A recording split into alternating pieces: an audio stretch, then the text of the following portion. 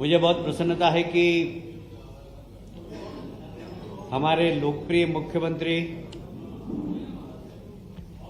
Doctor Mohan Yadav ji के नेतृत्व में ये तीसरी कैबिनेट बैठक थी। पहली बैठक भोपाल में हुई थी, जिसमें माननीय मुख्यमंत्री जी और दोनों हमारे उप मुख्यमंत्री ने बैठकर तय की थी। दूसरी कैबिनेट मीटिंग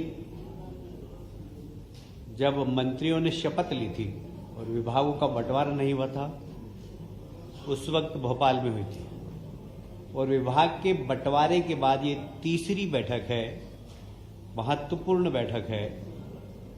और ये विशेषकर हमारे मुख्यमंत्री जी ने रानी दुर्गावती और रानी अवंतिकाबाई लोधी के प्रति अपनी श्रद्धा समर्पित करते हुए जबलपुर में आयोजित की है। दोनों ही महान महिला रानियों ने इस समाज में अपनी साहस और वीरता के माध्यम से विपरीत परिस्थितियों में संघर्ष किया और इसलिए उनको आदर्श मानकर राज्य सरकार ने फैसला किया है कि दोनों ही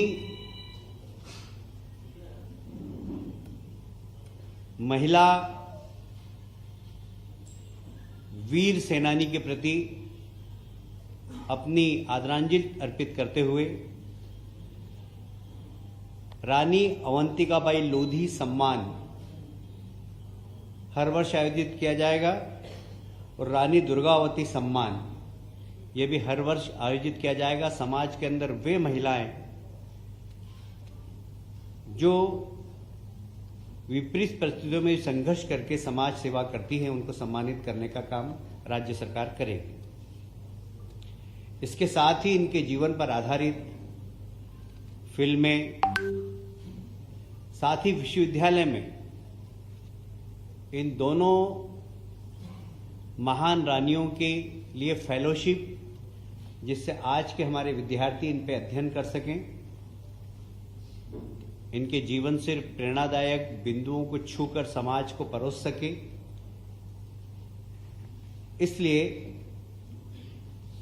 सभी विश्वविद्यालय में विद्यालय और महाविद्यालय में पाठ्यक्रम में इनके जीवन की प्रेरणादायी विषय भी समाहित किया जाएगा।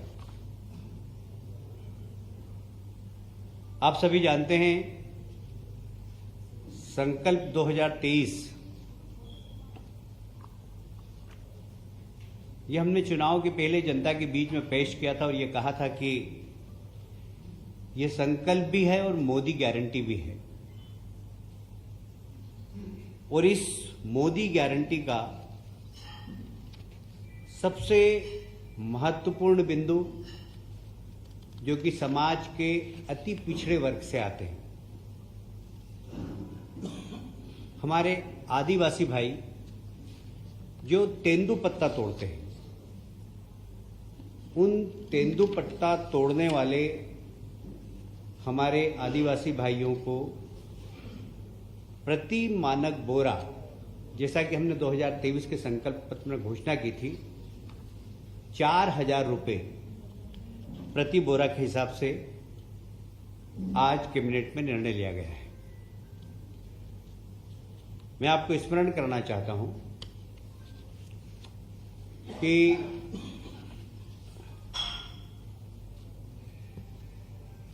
पहले ये 3,000 प्रति मानक बोरा थी,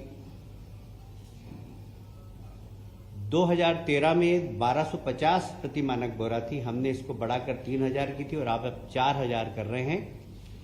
इससे राज्य सरकार को लगभग 165 करोड़ रुपए का अतिरिक्त भार होगा। एक और महत्वपूर्ण योजना, आप सभी जानते हैं, हमारे देश के प्रधानमंत्री के आग्रह पर पिछला वर्ष सारी दुनिया ने मिलेट्स वर्ष के रूप में मनाया और हमारे यहाँ के मिलेट्स को सारी दुनिया में प्रचारित करने का काम हमारे लोकप्रिय प्रधानमंत्री माननीय नरेंद्र मोदी जी ने किया है। मिलेट्स को श्री अन्न की नाम से माननीय प्रधानमंत्री जी ने इसको प्रचारित किया है और इसके लिए भी एक महत्वपूर्ण योजना रानी दुर्गावती श्री अन्न प्रोत्साहन योजना, यह एक बहुत महत्वपूर्ण योजना है। इसमें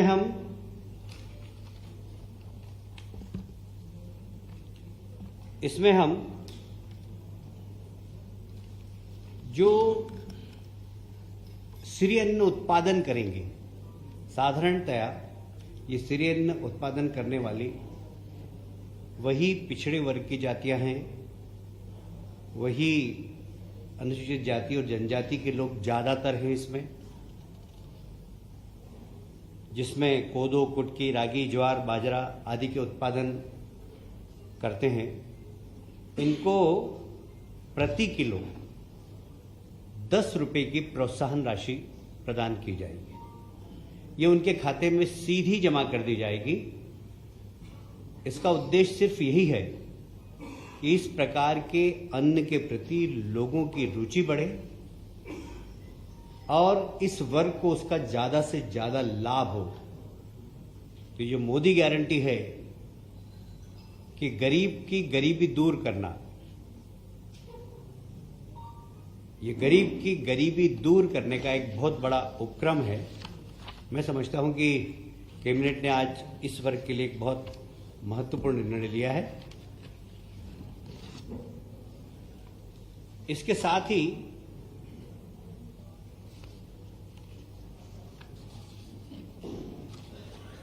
आप जानते हैं कि 2003 में हमारे प्रदेश में जो सिंचाई का रकबा था वो लगभग 7 लाख हेक्टेयर के आसपास था। आज लगभग 45 लाख हेक्टेयर के आसपास है। हम इसको आने वाले समय में 65 लाख हेक्टेयर तक ले जाने की कोशिश कर रहे हैं और इसी को ध्यान में रखते हुए आज 32,000 करोड़ की सिंचाई योजनाओं को अनुमति प्रदान की है। सड़क के मामले में भी मुझे याद है 2003 में मैं पीडब्ल्यूडी मिनिस्टर था। इस प्रदेश के अंदर मात्र 60,000 70,000 किलोमीटर सड़कें थी, वो भी गड्ढे वाली। सिर्फ मध्य प्रदेश में एक देवास बाईपास ऐसा था जिसमें एक भी गड्ढा नहीं था, बाकी सारी सड़कें गड्ढे वाली थी। आज की तारीख में हमारे पास 5,11,000 किलोमीटर सड़कें हैं, जिसमें कि अधिकांश में गड्ढे नहीं हैं। ये एक बहुत बड़ी सड़क की क्रांति भारतीय जनता पार्टी की सरकार ने पिछले 20 वर्षों में की। इसको और आगे बढ़ाते हुए मध्य प्रदेश की डबल इंजन की सरकार, केंद्र सरकार के सहयोग से लगभग 4,500 करोड़ की सड़कें और बनाने का निर्णय आज की मंत्रिमंडल की बैठक में लिया गया है। ये इंफ्रास्ट्रक्चर प्रदेश का बढ़ाने की दिशा में एक बहुत बड़ा कदम है। और कुछ आप सभी जानते हैं कि लगभग 100 वर्षों से ग्वालियर में ग्वालियर व्यापार मेला लगता है। ये सिंधिया राजघराने ने प्रारंभ किया था और लाखों की संख्या में वहां लोग आते हैं। उद्योग मंत्री था तब मैं, देश तो ठीक है, आसपास के राज्य राजस्थान और उत्तर प्रदेश से भी लोग आते हैं। इस बार फिर से हमने ऑटोमोबाइल्स में 50% विक्रय कर पर छूट देने का निर्णय लिया है। अभी तक एवरेज यहां पर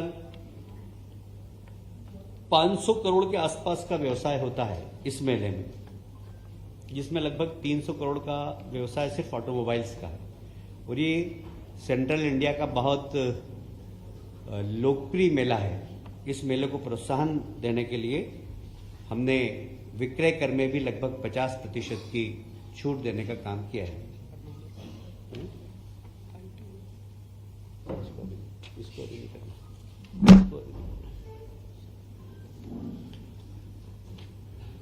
और भी कुछ अनौपचारिक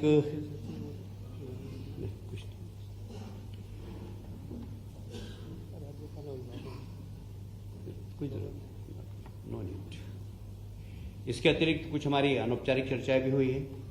प्रदेश के विकास में हमें क्या क्या करना है, सारे मंत्रियों की भूमिका क्या हो, जिसे प्रधानमंत्री जी की जो मोदी गारंटी रथ निकल रहे हैं, भारत विकास संकल्प रथ जो निकले हैं, उसकी एक प्रोग्रेस रिपोर्ट पर भी बात हुई और मुझे कहते हुए बहुत गर्व है कि वह हमारा रथ अभी मध्य प्रदेश में बहुत तेज गति से चल रहा है और अभी एवरेज लगभग हमारी 40% यात्राएं कंप्लीट हो गई है, जिसमें जनता का बड़ा प्रोत्साहन भी मिल रहा है और लोगों को जन कल्याणकारी योजनाएं, गरीब कल्याण की योजनाओं का लाभ भी दे रहे हैं। जैसे आयुष्मान कार्ड बन रहे हैं वहाँ पर गरीब कल्याण की जितनी भी योजनाएं राज्य शासन की, प्रदेश सरकार की, हम सब के फॉर्म भरा रहे हैं और ये बड़ा लोकप्रिय रथ गांव-गांव में जाकर गरीब कल्याण की योजना से जो हितग्राही हैं, जो वास्तव में इसके हकदार हैं, उनको हक देने का काम कर रहा है। बहुत बहुत धन्यवाद।